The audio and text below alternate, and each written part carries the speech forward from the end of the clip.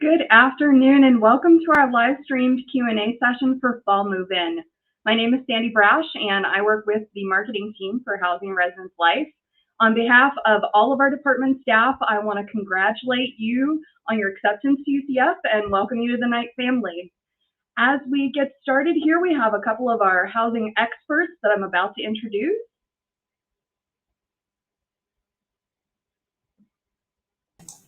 Hi everyone, my name is Seth McCabe and I'm one of the Assistant Directors of Residence Life and Education here at UCF.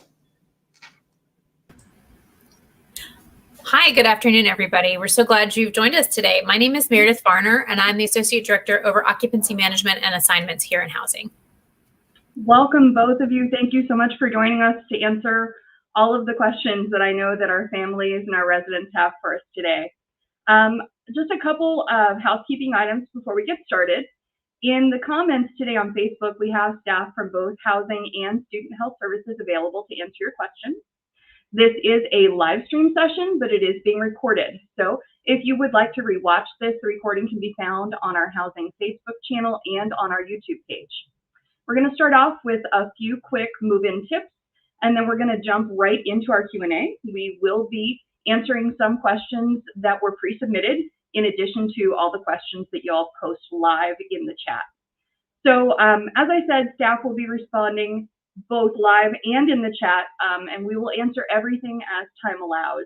If you have questions that are not answered here, you can always reach out to us later by phone, by email, or you can sign up to join one of our housing tours where you can speak with one of our housing ambassadors and learn more.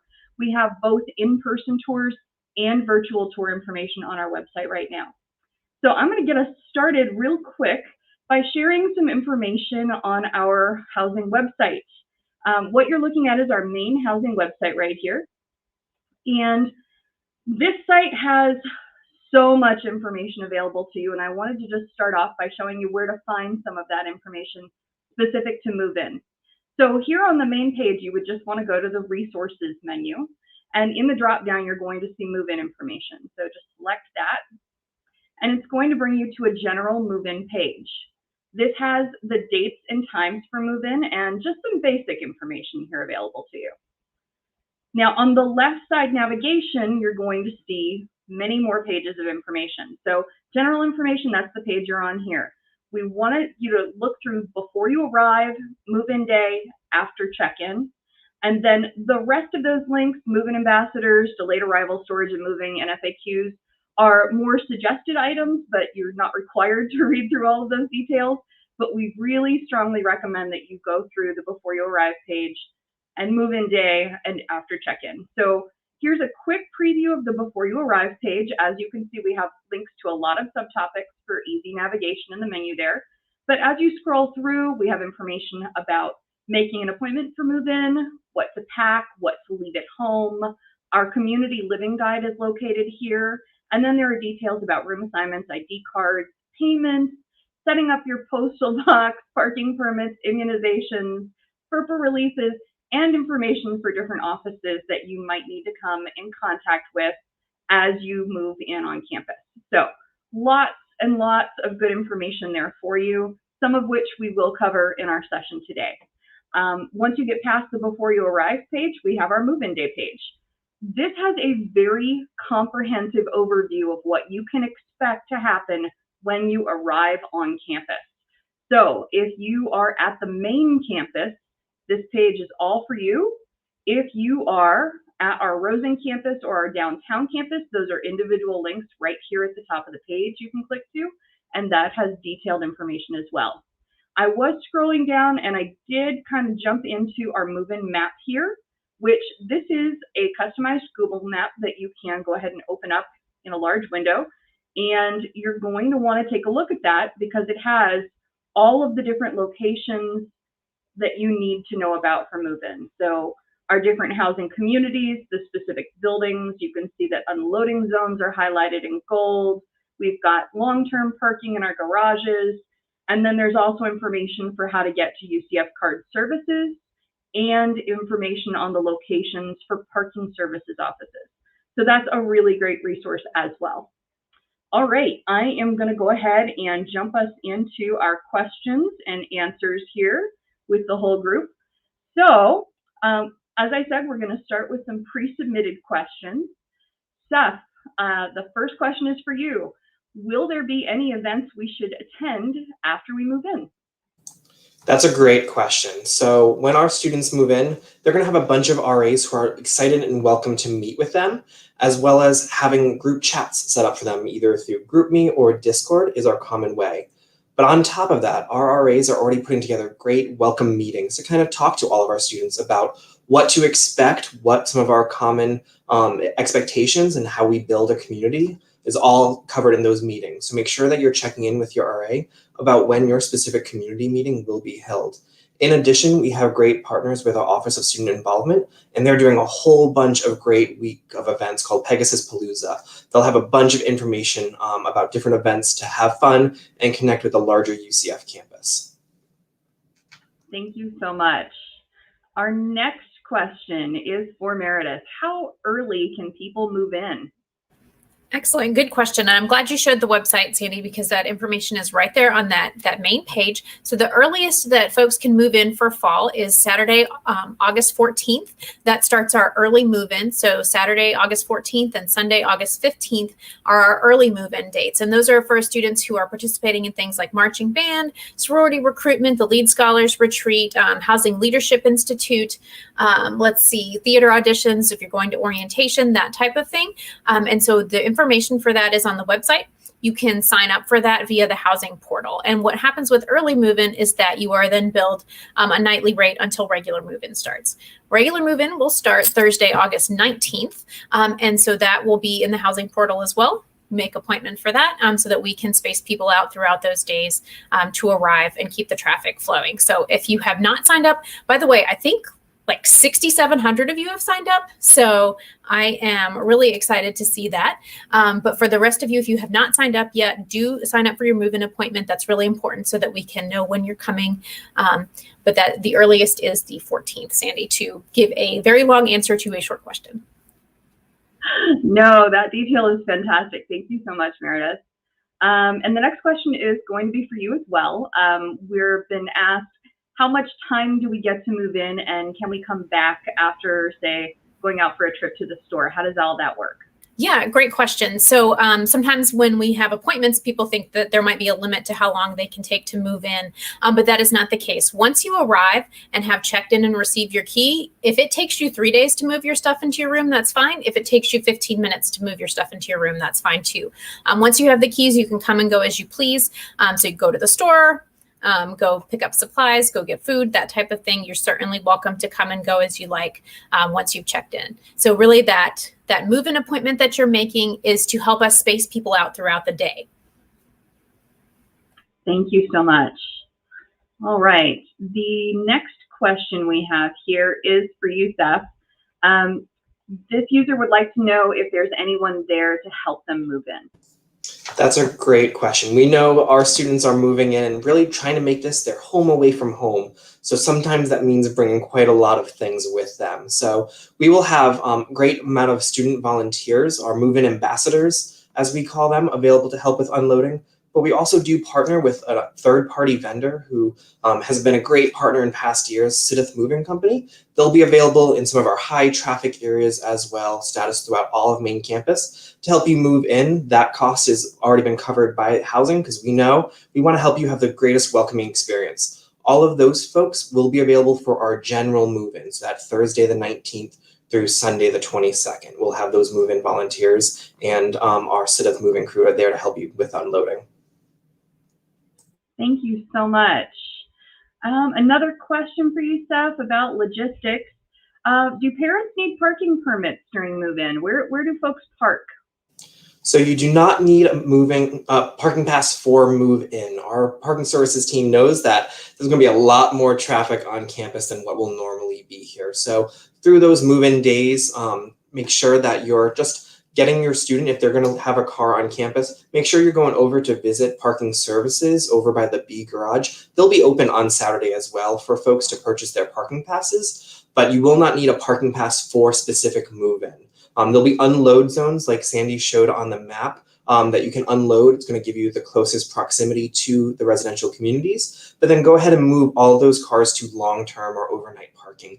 That's where you can kind of settle. If you're taking one car to grab a quick meal with your student before you all leave, you can leave those cars there and kind of carpool for that. But then just making sure that those unload zones are left for the next folks moving in and unloading. But you do not need a parking pass for move-in weekend. However, starting on that Monday, make sure that if your student is going to have a car on campus, that they do get that parking pass. And one big pro tip, make sure you can actually go online and purchase your parking pass ahead of time. And that saves a lot of trouble on the back end, saves a little waiting time on Monday morning because you'll already be in the system and it's just a matter of picking up your pass from parking services on that day. Thank you. And for everybody, the questions are flying in on the comments, and I'm trying to keep up with those and also get through our pre-submitted questions. So I am going to do a little bit of back and forth, but most of the questions in the comments, we're going to come to those shortly. I have seen this one question repeated several times, though, in the last few seconds, which is, will there be any helpers for early move-in days? If you could address that, please, Steph. Sure. So for early move-in, there won't be our full swarm of helpers for that. Our communities will have bins available for checkout. You just stop by the community. What we typically do is ask for a state-issued ID for us to hold on to, just to make sure that those bins do come back to us. But there will not be move-in ambassadors or our set of moving team on site for early move-in. So that's a great question. Thank you so much. Meredith, I think our next question is for you. This one is it better to get our UCF ID card in the mail or pick it up in person?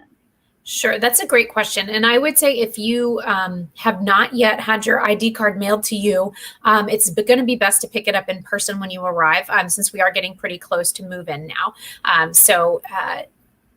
Hopefully, a lot of folks have already gotten their IDs mailed to them or have them from previous years if you're a returning student. But if you are a new incoming student and you have not yet gotten your ID through the card services process, definitely plan a little bit of extra time in your day to go over to card services. And you can arrive to card services prior to your move-in appointment if that is helpful, so that you can go ahead and get that ID made and have it in hand when you come to check in. The ID is super duper important. That is what we are going to encode to become your key. And that key is going to then be used to open your building and your suite or apartment door. And it'll be a combination of sliding your ID card and putting in a 4-digit PIN code that will get you into the space. So it's really important to have that ID before you arrive to check in. Thank you so much. Our next couple of questions are in regards to what can we bring into the dorms. So Steph, are you able to address just some few packing list items that we want to make sure people don't forget, and also maybe some information about what not to bring? Sure. So when I was moving onto campus the first time, one of the things I forgot right off the bat was a pillow. Packed all the sheets, but forgot the pillow. So make sure you're packing all of the bedding materials, any comfort items you might need as well. But you can bring mini fridges up to 5 cubic square foot, no more than that. Microwaves as well. We have a full list of packing items on our website of what to bring. It's a great inventory, kind of makes a checklist as well. But another great resource to utilize is our community living guide, which is also available online. That lists all of the items to bring and also what not to bring. So in addition to those bedding materials and those study materials, gotta let those hit those books sometimes as well. Whatever comfort items, whatever wall decorations you may want. Make sure that you're using those removable hooks, like the 3M style hooks, to hang anything. Please don't put any holes in our walls. We love our walls the way they are. But make sure that you're also not covering more than 20% of your wall. That is part of our community living guide, and that comes out of an abundance of fire safety. So the rule of thumb is 20% of your wall should not be covered. No more than 20% should be covered. You can have tapestries and flags if that is your style decor, but just as long as it's leaving 80% of clear blank space on the walls, that is perfect. Some things to leave behind. Go ahead and leave any string lights, whether those are holiday decorative lights or those LED strip lights. Those are not permitted in our communities. They, again, can be a fire hazard. We want to make sure that we're keeping everyone safe. Other things, don't bring halogen lamps or open exposed light situations. And then no weapons at all or facsimile weapons. So no Nerf guns, no water guns on campus. Again, that's out of abundance of safety. But again, please make sure to review the community living guide, as well as a full list of what to pack. That's all found on our housing website. And I believe that was also dropped just in the chat as well. Thank you, Steph. Oh, can I throw in one comfort item I didn't hear you say, but is going to be super important? And maybe it's not a comfort item, it's more of a necessity. Please make sure to bring toilet paper. Thank you. Yes, please make sure to bring toilet paper and any cleaning supplies that you want as well for your bathroom and for your common areas. Great gift to get for that moving in student is a vacuum cleaner. We do have some available in our communities, but it's always nice just to have one on demand than having to go to the front desk to get that vacuum cleaner. Yeah, I think a lot of folks have experienced a move where the first three things that they needed when they arrived anywhere were toilet paper, a trash can for unpacking, and the internet, which you apparently can't live without. Instructions for that are on the website as well. It's good to know how to access the internet before you get here and need the internet to figure out how to access the internet. Yeah, pro tip. All right, moving on to our next set of questions. We did have a question here about food services. So while I'm handing out a couple pro tips, the UCF mobile app, if you have not yet downloaded that, we strongly recommend that you have that on your mobile devices before you get to campus. One of my favorite little pieces of information is that that mobile app includes the hours for all of our dining halls and restaurants on campus. So that is very handy for anybody who wants to know when food services will be open. Meredith, did you have anything you wanted to add about dining or the locations or the options there? Sure. Yeah, I usually like to recommend, especially for any student, but especially for our incoming first-time students, is to really think about getting that meal plan. A lot of times you're coming to a new state or a new city, and then also a new institution, a new housing, maybe moving away from your family for the first time. And so there's a lot of new and exciting things going on. And if food is something that you don't have to worry about and you can just walk in and grab what you want, that is a really big anxiety piece to take out of the equation. So I definitely highly recommend you check that out. Dining Services does have different meal plans for numbers of meals a day. So you might be somebody who's in there 4 times a day and you want the unlimited meals because you're going to be, doing your protein loading or whatever it is. And you might also be somebody who's like, you know what, I just need a big breakfast and then I'll take care of the rest with food from my room. So they have different sizes of meal plans to fit different budgets and different needs. So definitely check that out. I can certainly say without a doubt, the food is much better than when I was in college many, many years ago. Thank you, Meredith. Okay, there are a series of questions here about some of our community spaces. So Seth, can you tell us, do residents need to bring an Ethernet cable? Yes, I strongly recommend an Ethernet cable. The way our internet system works on campus is devices such as a laptop or cell phone can connect to our wireless, but because we want to make sure that we're pumping out that high-speed internet to those academic type things, we do require that any smart TVs, gaming systems be hardwired into our Ethernet ports within the room. So make sure you bring an Ethernet cord as well. It's something that's often forgotten to plug in those gaming systems because we're largely used to connecting those to Wi-Fi based connections. But yes, an Ethernet cord is great. I recommend the long ones. That way it gives you a little bit more flexibility with where you might set up your TV or gaming system in your room, depending on where that Ethernet port is in that space. Thank you. Our next community focused question for you, Steph. Is there an elevator available in Lake Claire? And I'm going to extend that to what communities do and do not have elevators available for move-in. Yeah, so a couple of our communities do not have elevators. Lake Claire is one of them, as well as the Apollo community, and then a couple buildings in our Nike and Hercules communities. It's 2 one-offs. I believe it's 112 off the top of my head, 111 in the Hercules community, and then 105 and 103. Those are our little 2-story kind of standalone buildings. But make sure to check those out if you have any questions about your assignment. You can do that through the housing portal. We'll give you your specific room assignment. But yes, the Apollo community and the Lake Claire community do not have elevators. Thank you so much. Next one. I know we already addressed this, but it comes up very, very often, and I've seen it in the chat at least 4 times. Can we have a fridge and freezer in the dorm room? Yes, you can have a fridge in there as long as they're no bigger than 5 cubic square feet. that is very important. That has a lot to do with the space, but also the wattage. So that way we don't have any brownouts or rolling blackouts within our communities as well. Okay. And the last pre-submitted community-specific question that I have for you, Seth, someone wanted to know, where's the mail pickup center at Rosen? That's a great question. Going to get those care packages from families. But for the Rosen community, you're going to pick up your mail stuff at the front office of the Res Life office. So that's where you'll get that key. On main campus, they have the various locations throughout all of campus over in the Neptune area courtyard for our academic village region, and then also the towers. But if you have any questions, you can always look at your the housing mail website for more information. Awesome, thank you so much. I am going to start throwing up some of the live questions from our chat. Even if it was answered in the comments, I'll try and throw it in there just so that folks can get the live answers as well. All right, so Meredith, I believe this one is for you. How many adults can help the student move in? And will there be parking available for after we unload the cars so we can help students set up their rooms? Yeah, great question. So we do not have a current limit on the number of helpers who can come with you for move-in. And so, you know, maybe don't arrive with a busload of people because we might want room for others to come in. But if both your parents and a grandparent or whomever want to come, certainly we understand that. And we do not have any current restrictions on that. And then the second part of the question was, is there parking? Yes, we do want you to get all vehicles out of those unloading zones as soon as you've unloaded all the stuff out of that to make space for the next person.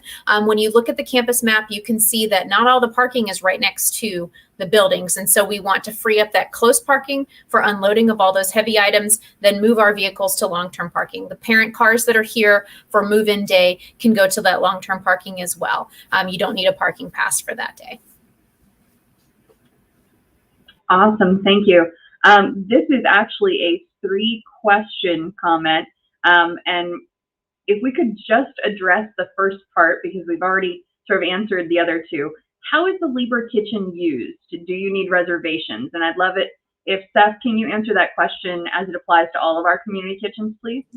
Sure. So some of our communities have great kitchens for our students to utilize.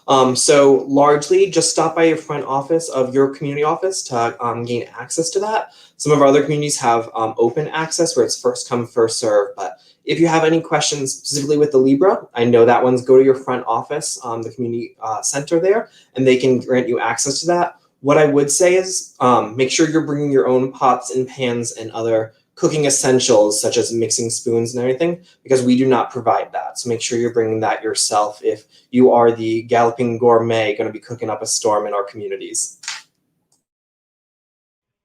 Thank you, Seth. And actually, I have one more that I'm throwing up on the screen now that applies to specifically the community kitchens. This parent wanted to know if air fryers are allowed in the community kitchen in Nike.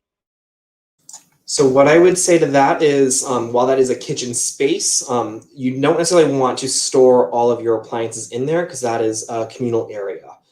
So if you do not have a kitchen space, you really shouldn't have kitchen appliances in your residence hall. So anything that has an induction cooking device is actually against our CLG. So no hot plates in the rooms or anything like that. So you can have them, but you can't store them in your room if it does not have a kitchen.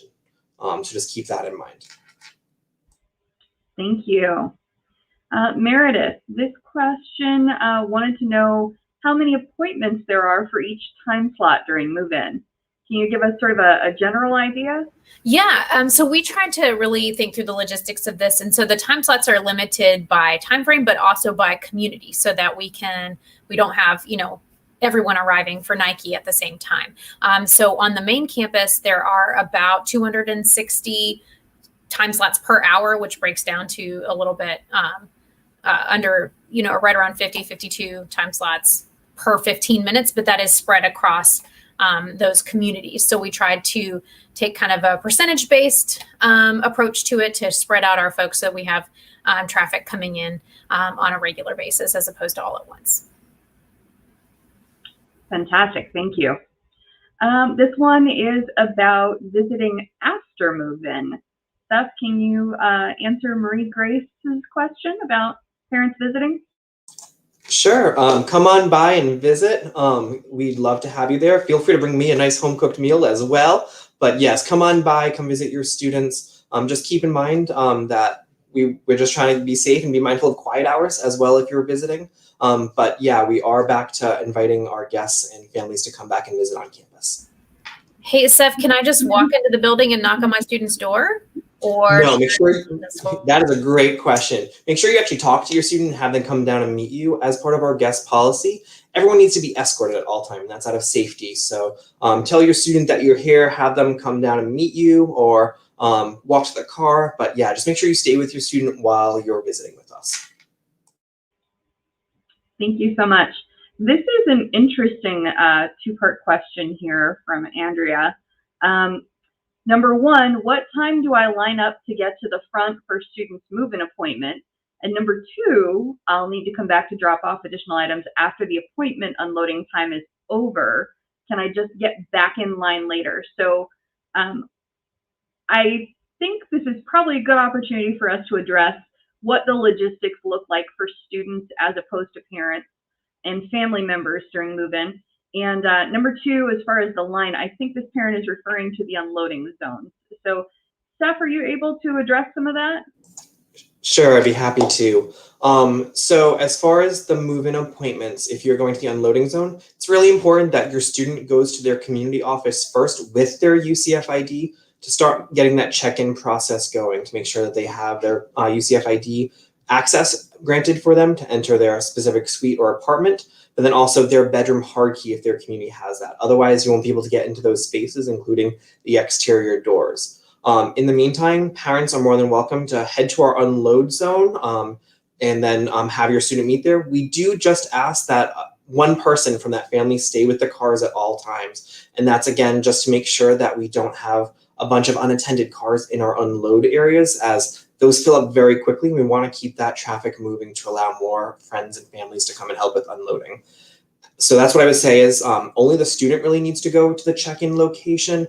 Parents and families, please stay with the car. Maybe start grabbing one of those bins to start filling it up and kind of get that process moving on that end. But then once your student has started moving in, start unloading as fast as you can.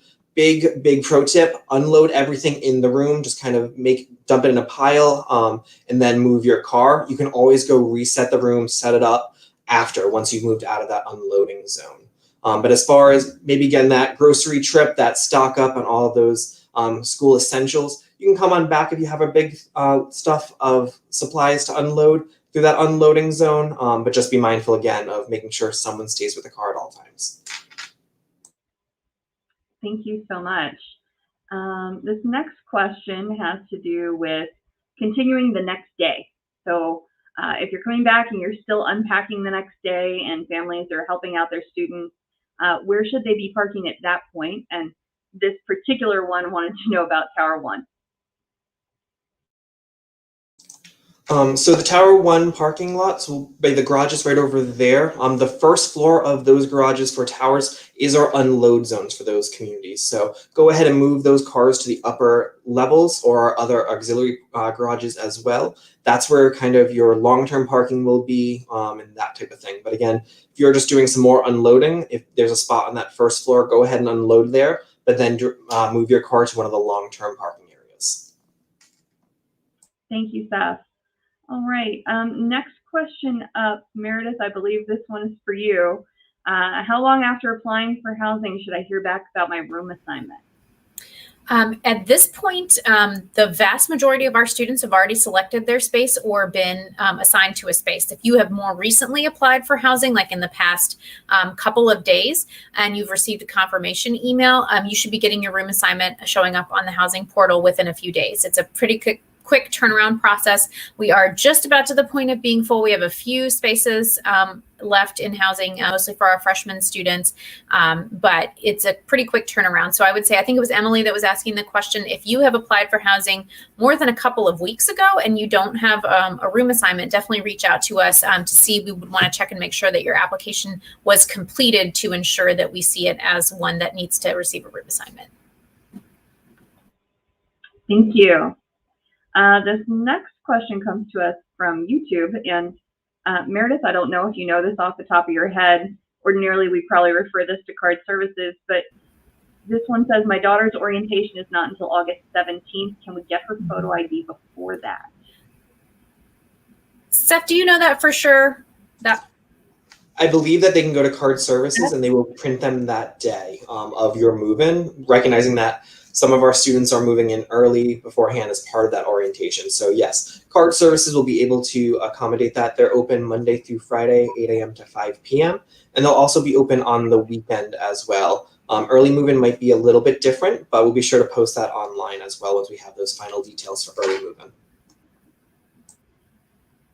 Thank you so much. Amy Crawford asked if you pick up your student ID at a different location than the check-in location. And I'm going to go ahead and just reshare the screen for the move-in page for you, Amy, real quick, because we do have that on our map on the move-in website. So if you're on the move-in day page there and you scroll down to the move-in map, the area in purple is the path and the parking and then the walking path to the card services office, which is right here in the John T. Washington Center on campus. So that's a great resource for you to take a look at for anybody who does need to get a ID card on check-in day, which we know will be a few folks. Just take a look at the purple. It'll get you to the closest parking lot, and then from that lot, just down the sidewalk to the John T. Washington Center in the card services office. Right. If I could add a quick note about that, for the Rosen campus, the student ID cards are printed in the community office there. And then for the downtown campus, there is a card services location there. So if you are living on one of those two campuses, you don't have to come to the main campus to receive your ID if you don't already have it. Also, one pro tip, again, that UCF mobile app, one of my favorite features there is the landmarks and directions component of that. It'll give you Google Maps, like turn left, turn right directions as you're going. So it's the John T. Washington Center is the location of our card services in our bookstore in the main campus. And that's where you can find the card services, but the UCF mobile app, pro tip, make sure you have that because it can give you those walking directions as you go. I love that. Thank you both very much. Let's see here. Our next question is about a facility. So Seth, I hope you can get this one. In the Libra L-shaped room, do residents have access to each room through the shared bathroom, or are there interior locks in each room to prevent this? So they are connected through that shared bathroom. It's not like a lockout, like a hotel kind of bathroom or lockout style room. So they are shared. But a great thing that we do, and I strongly encourage your resident who might be living in Libra, but also all of our communities, our RAs are fully trained to facilitate roommate agreements. And we do that for all spaces that might share that commonality. So whether they're sharing a common bedroom or a common suite or a common bathroom, we do roommate agreements. And the RAs will be reaching out to talking about what does that look like? What does common respect for the space, what does that look like for each other? So encourage your student to reach out to their RA to set up those roommate agreement meetings. So that way we can have that and have those conversations with your student talking about what it means for us to live together. And that's a big pro tip, and I can't stress that enough, is having those expectations talked about at the very beginning of the year, because then you set the foundation for the rest of your semester. And if I could just throw in, the reason that you cannot lock those doors from the outside of the restroom is because then someone in the restroom could become locked into the restroom, and that is a fire safety concern. So it is not a safety, or it's not a security oversight, it is a fire safety issue.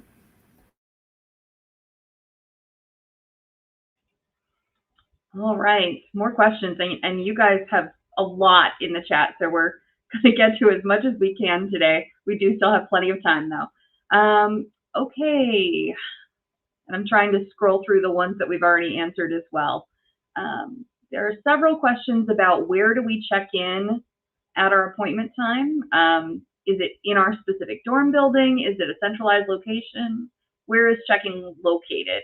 Seth, can you help us with that one? Sure. So the students check-in will be at their kind of a community center specific. So Nike is going to be different from the Hercules check-in, which is going to be separate from Lake Claire. So go towards your community. There'll be tons of signage kind of pointing you the right way towards check-in. follow those signs, but also on the spreadsheet will kind of tell you where those will be. Not the spreadsheet, I'm sorry, the maps on move-in. But we'll also have info tents throughout the communities as well by those parking, and they'll also be able to kind of point you in the right directions towards those check-in locations. But it is community specific, so make sure that you're going towards your community. Go to your designated unloading area or parking area, and from there there'll be folks stationed throughout the community pointing you in the right direction, as well as some yard signs with arrows saying this way, turn left, turn right. So just follow those yellow signs towards your community check-in. Thank you, Seth. Our next question comes from main campus question.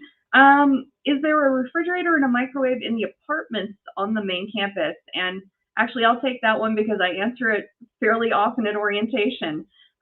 So it depends on the apartment you're in, and it also depends on your housing community.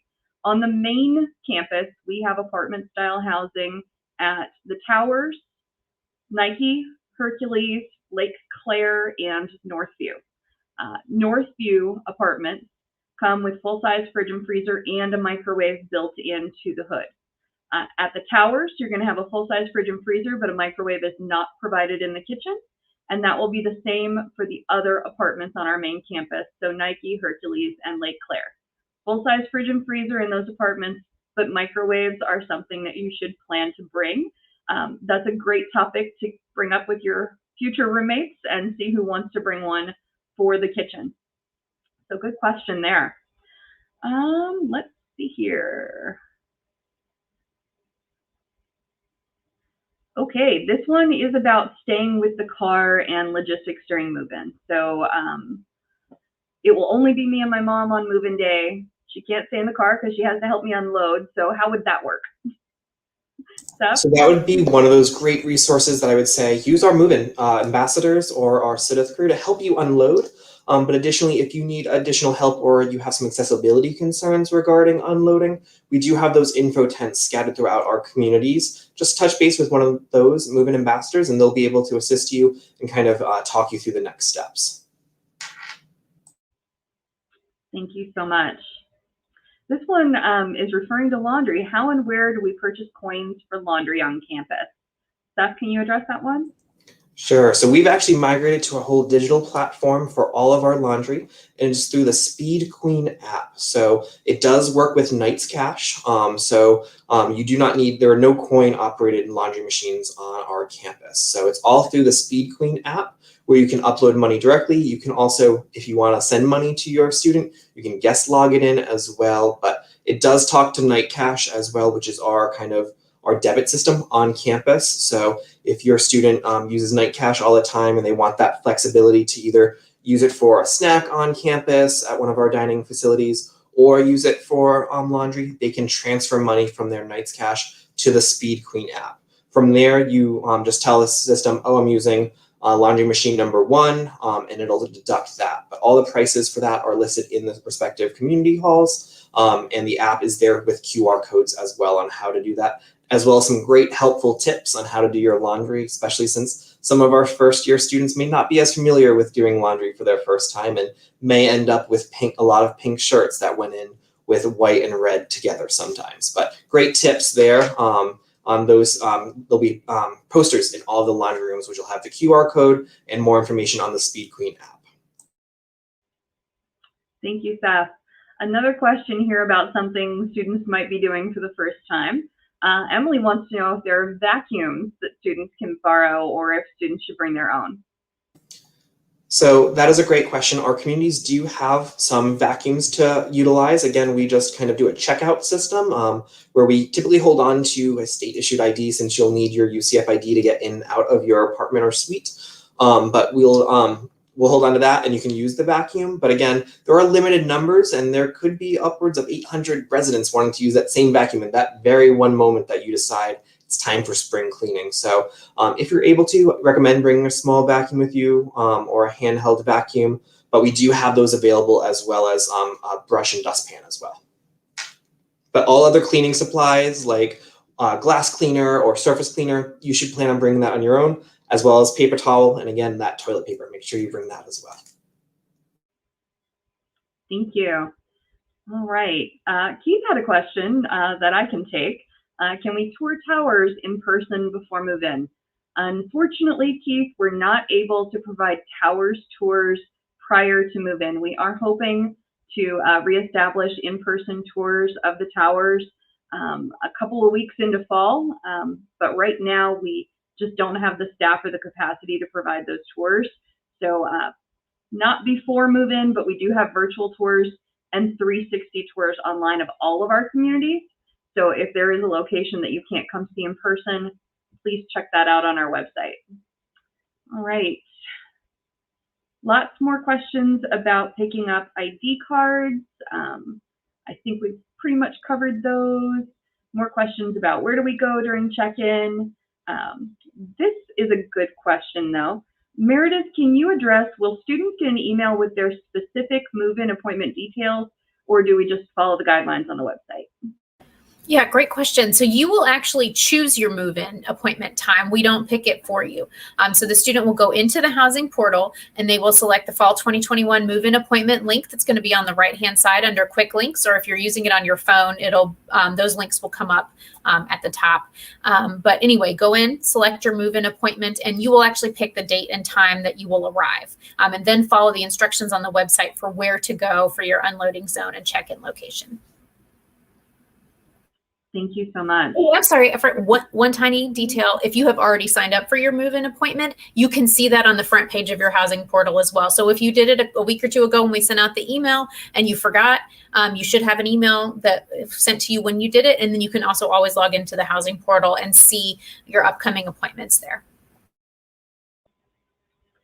And Meredith, actually, one thing I wanted to address, I recall that if for some reason a student doesn't see an email in their account, they might be able to access that through the portal. Is that correct? Yes, excellent question. If for some reason maybe an email went to your spam or junk folder, or you just missed it, in your housing portal, there is a little hamburger menu at the top left, and there is a messages section in there, and you can see everything we've ever sent you.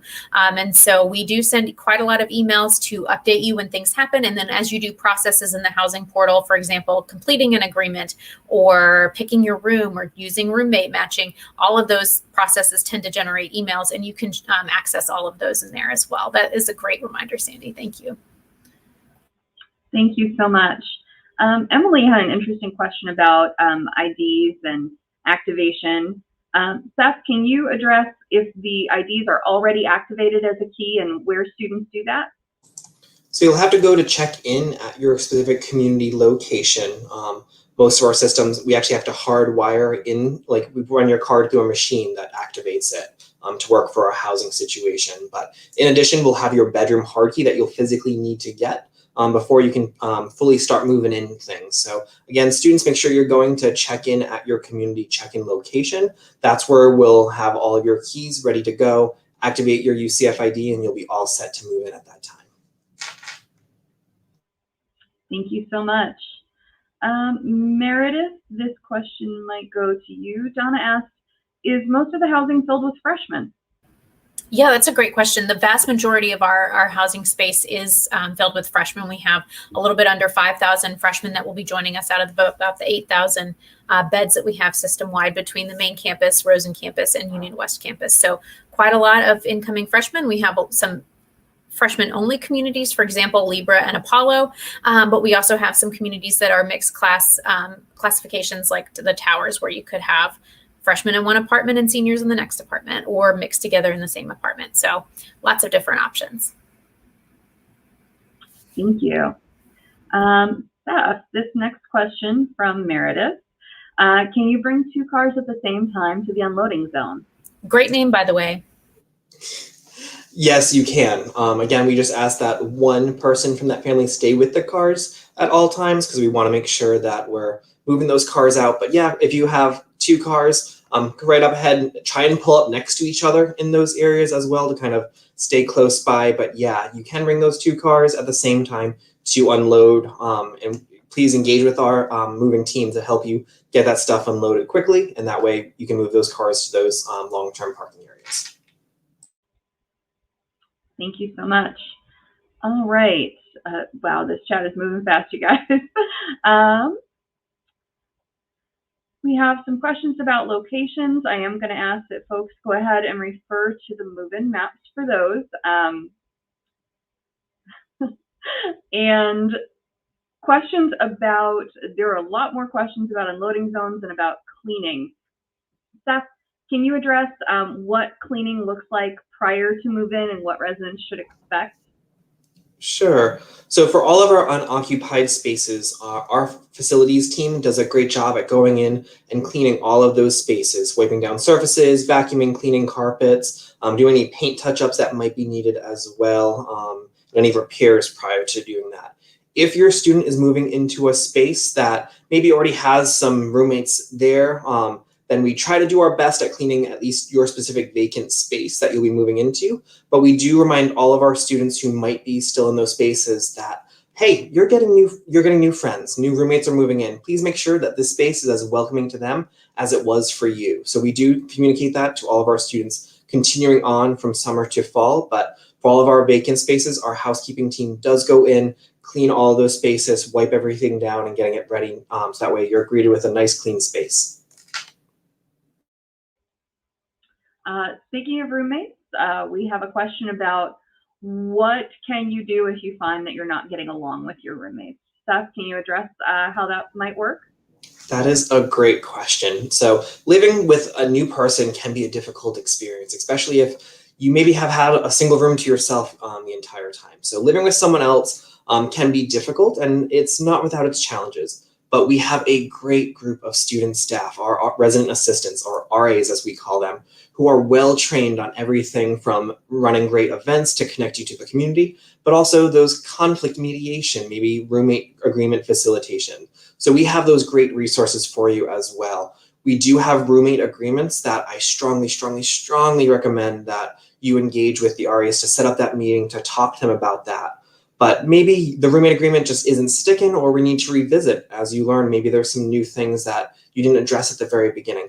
Touch base with your RA. They can help facilitate that conversation. But then we also have a bunch of other housing staff there to support. We have a great group of graduate coordinators and coordinators that we are there to help facilitate those conversations as they escalate. But we always say the first and best stop to visit to resolve any issues is with the RAs, because they're the peers who are great at peer mediation. Thank you so much. Our next question is from Kevin. Where do students report on move-in day if they already have an ID? And he's specifically asking about towers. So if you already have your UCF ID, go on ahead right to your community check-in location. So for the towers, that'll be at your respective tower community. So go right to their community office, which in towers is right off that main lobby. They'll be able to help you check in there. They'll have signs throughout the lobby saying, oh, line starts here, or those types of things. But for the rest of the communities, head to those community check-in locations with your UCF ID. They'll get that activated for you, get you all checked in our system, give you your bedroom hard keys, and welcome you with those bright smiling faces.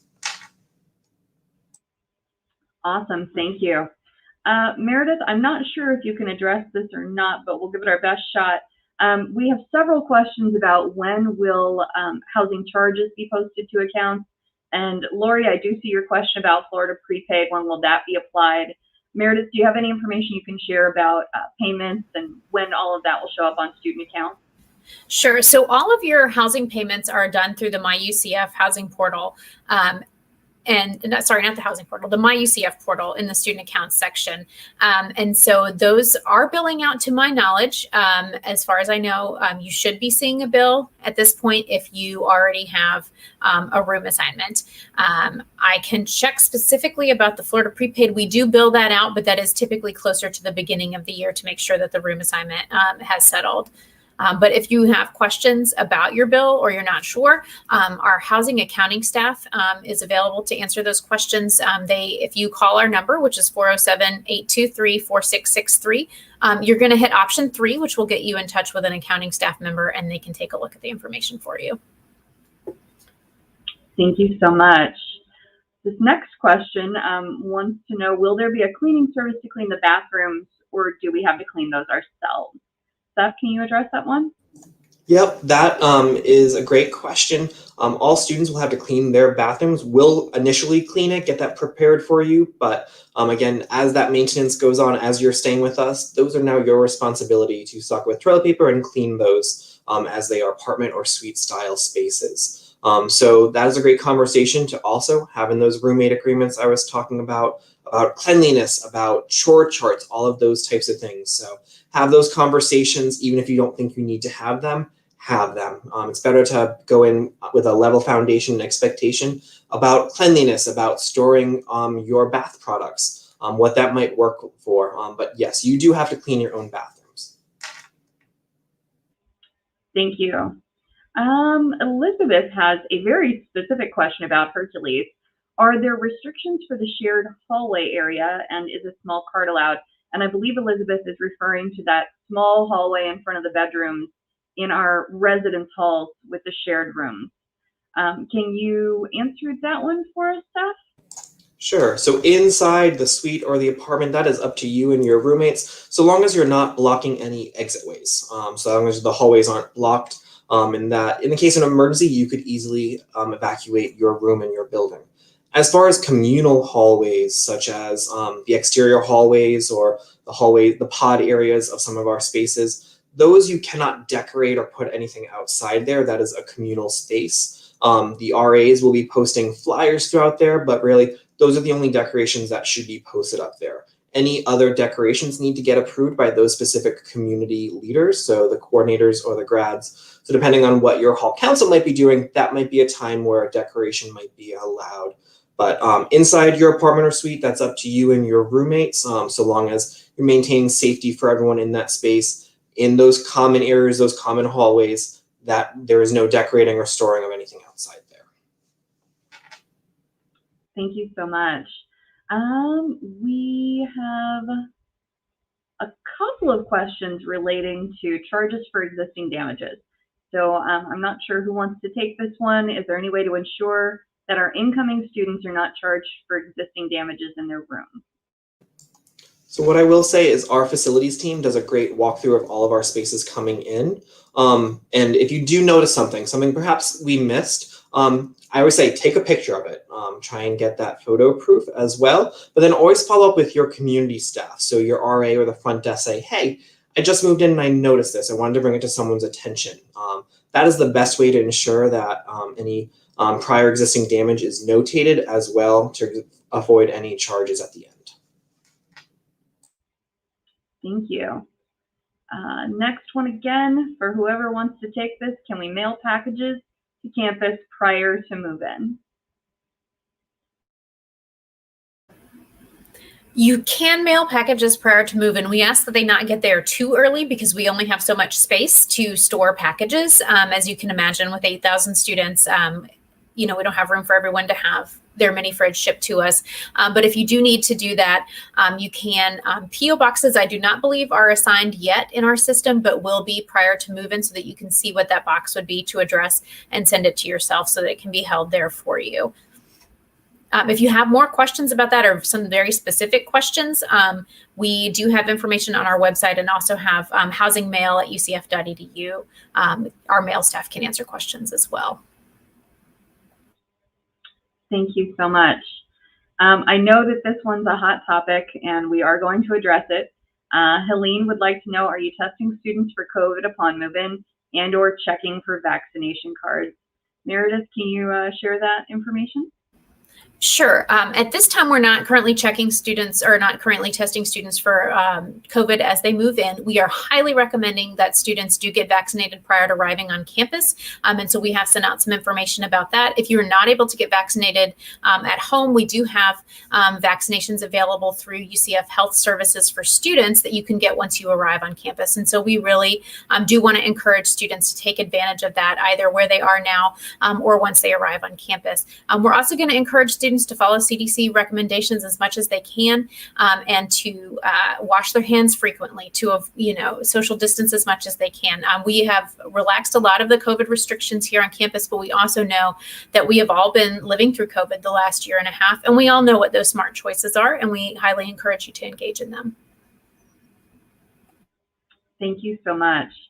All right, some more questions that are coming in just now. Kevin joined late. He would like to know if Apollo supplies toilet paper. Seth, can we cover that one more time? Sure. Bring your own toilet paper. Make sure that you're bringing that with you. That's across all of our communities on campus. Bring that toilet paper with you. Maybe it's time to go to those big warehouse stores and get that big multi-pack of toilet paper. And hopefully it can last as long as you need it to. But if not, we do have shuttles across campus that can go to different grocers as well to get more supplies and groceries as well, or those toilet paper runs you might need. I do just want to throw out there that a lot of our incoming residents are doing many things for the first time. It might be the first time that they're purchasing and using certain cleaning supplies or certain chemicals. And one thing specific to the toilet paper question we've gotten is just a facilities tip for everyone. Families, students, please be sure that you're only flushing toilet paper and other things that should go down the toilet. You don't want to be flushing personal hygiene products or paper towels or other items. So I know that there's a wide variety of different types of toilet paper out there. We do like to point out that you're sharing plumbing lines with maybe hundreds of other people. So a backup in the system is going to impact more than just one person. So please just keep those sorts of things in mind. We do have a video on our YouTube channel for UCF Housing that covers some facilities tips. I strongly recommend taking a look before move-in. So I know we've addressed toilet paper several times. Melissa had a question about early move-in and how is it similar to the normal move-in process? Seth, can you address what are some of the key differences in the experience someone's going to have if they move in early as opposed to during the normal move-in weekend? Yeah, so the early move-in process from a student perspective is going to kind of be a little bit different. You'll still arrive at your appointment time. Those are still available through the housing portal. You'll go directly to your community office or community center. Again, there'll be signs pointing you along the way. But an important thing to remember is that there is not going to be that moving help or those assistants available to help you. Additionally, the unloading zones and long-term parking is going to be different. Though that is mainly for our general move-in, is those unloading zones. So parking might be a bit different than during our general move-in, depending on what space. Just keep that in mind, that there aren't going to be as many resources available to help you unload and navigate towards your community center, those types of things. Community centers will still have bins, flatbreads, and carts for you to check out to assist with that move-in. But again, that is something you would just have to go to the office and check out on your own. There won't be the swarms of movers ready to help you on those early move-in days. And then again, just a reminder that if you are going through the early move-in process, there is that nightly rate associated with the early move-in as well. Thank you so much, Steph. Meredith, anything else you wanted to add in regards to early move-in? I think Seth covered it. If anyone's curious, I think we have about 400 people coming on that early Saturday and a little bit over 300 people coming on that early Sunday. So if you're worried about traffic and that type of thing, it is not going to be as busy of a day as our Thursday, Friday, Saturday, which is why we then have more of the help and the quick unloading zones and that type of thing during regular move-in. Thank you so much.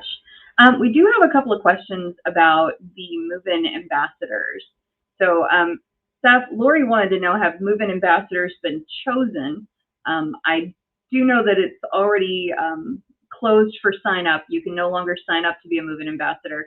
But is there any more information about that program that you can share with folks?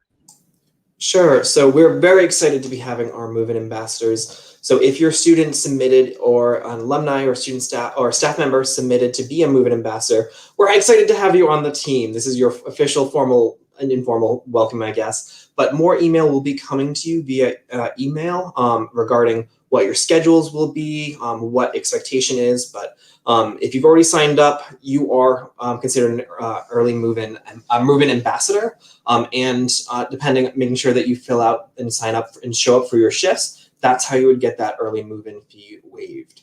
But at this time, we're no longer accepting more Move-In Ambassador interest form, just because we have to start those schedules and start doing that. But those will be going out early next week, Monday, Tuesday, I believe. Those will be coming through email to you as well. Thank you so much. We have a few questions that we were not able to answer, and we are getting pretty close to wrap up, but there are a couple of topics that I know folks really want information on, so I'm just gonna hit these very quickly. Meredith, this parent wanted to know, can housing be paid for after disbursement without a penalty? Can you talk a little bit about how financial aid applies toward housing and how all those deadlines work? Yeah, sure. I'll give you my quick elevator speech about financial aid and how it works with housing. When you look at your financial aid, you're going to add up your Bright Futures, your Florida prepaid, your scholarship from this, your loan from that. Tuition and fees are subtracted first, and then anything left over after that automatically will go to pay for your housing. If you have a Florida prepaid dormitory plan, we will bill that out to Florida prepaid dormitory for the cost of a shared double room, which is the same cost as the Nike and Hercules shared room. And then anything over, if you have Florida prepaid, you pay that difference between that cost and the cost of your space. So you've got your full financial aid, you subtract out your tuition and fees, then you subtract out housing. And that's basically how that works. You don't have to tell us, I want to apply Bright Futures to this and I want to apply this loan to that. That will automatically take place through student accounts, and they have a hierarchy of how they apply those to the different charges. So you don't have to necessarily stress too much about that. If you have anticipated financial aid, we will not be charging you a late fee if it does not disperse by the payment date of September 3rd. So what we do is we look and see, okay, this person has X number of dollars of financial aid. We're going to wait and for that to disperse, and then we will take our housing piece from there. So you will not get a late fee if you're waiting for your financial aid to disperse. We would also never charge you a late fee without warning you first. So we really want to have students pay attention to their email. And so if you end up owing any money after your financial aid disperses, we will be in communication with you about that outstanding balance. You can also always see it in the My UCF student accounts section. Fantastic, thank you. Just a couple more wrap-up topics. Steph, I would love for you to just give folks a really quick introduction to what the Residence Hall Association is here on campus. That's definitely something we want them to know about even before they arrive. So could you give just a really quick introduction to that? Sure. So our Residence Hall Association is this large umbrella student organization, student-run, student-facilitated, student advocacy group that not only plans events for all of our residential students across all of our campuses, but they also serve as an advocacy. So if your student really wants to get involved, maybe they want to make even the housing experience better for future nights, the RHA is a great way of getting involved. That kind of then goes down into small umbrella groups of your specific community will have a hall council. There'll be information posted and communicated through the RAs about when the hall council meetings are going to be. So that's where my leadership journey actually got started, was as a hall council representative. I was up in Connecticut, but I loved my hall council. It really was my first taste of leadership at the university and was so beneficial for me. So I strongly encourage your students, if you're a student, get involved, and the hall council is a great way of doing it. Pretty much a very easy commitment, as much as you want it to be, but get involved, help plan great events. If you see something that you want to change or you want to advocate for in your community, hall council and RHA, the Residence Hall Association, are the way to do that. So I can't talk that up enough. They do great programs year round. One that we actually have coming up in just a little bit is our Housing Leadership Institute. So it is a student-run conference that we have. So be on the lookout for that for next year for those signups as well. But Hall Council and RHA are the ones that run all of that. So it's a great, great organization. Speak with your RA or your community staff if you want to get more involved with it. Thank you so much, Steph. Meredith, I just wanted to give you the opportunity to throw out anything else about move-in that you want us to cover or just want folks to know about. Any other final tips or tricks? Good question. I can't think of anything off the that we haven't already covered, but definitely highly encourage folks, if you have not signed up for your appointment, please do that. Please try to arrive as close to your appointment time as possible so we can keep traffic flowing. We would really appreciate that. And then, above and beyond all the logistics, we are just really excited for you to join us on campus. We have a huge staff of RAs who is ready to welcome you and get you started here on your journey. And so we're so excited for you to come. Thanks for joining us today too. All right, I'm going to go ahead and wrap up with that. I do want to say a huge thank you to Steph and Meredith. Thank you for joining us on camera. And I also want to say thank you to the folks who are behind the scenes right now. So Karen, Peyton, Caitlin, if you're there, and Crystal from Student Health Services, thank you for helping us answer all of these questions and providing all of this really great information in the chat. If you are watching this and it is a recording, feel free to reach out to us to ask any additional questions that you couldn't submit live. You can always reach UCF Housing during business hours at our email, which is just housing@ucf.edu, or you can reach us on the phone, again, during business hours. And that phone number is 407-823-4663, which spells area code 407 UCF home. So if you send your student off to college and you want them to remember one way to contact housing, they can call UCF home and reach us during business hours.